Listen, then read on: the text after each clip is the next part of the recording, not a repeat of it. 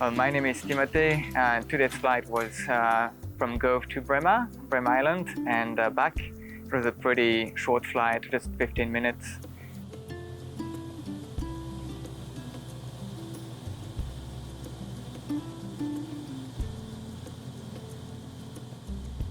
Today's passenger went to Bremer Island basically to fix the airstrip. It's got pretty much damage because of the rain.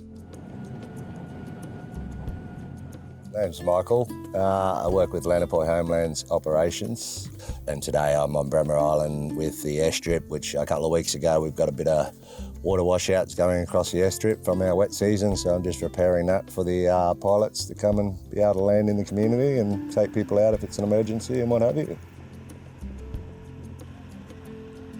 It is really significant because it allows quick response in case of emergencies. If we need to go to the hospital. And Mike, Quebec Romeo, we are 19 miles to the southwest, passing a base runway 31 at time 22, and we'll just remain 1 mile to the east of the track consideration. It makes a big difference, as otherwise I think these homelands will be really isolated and much harder to live in.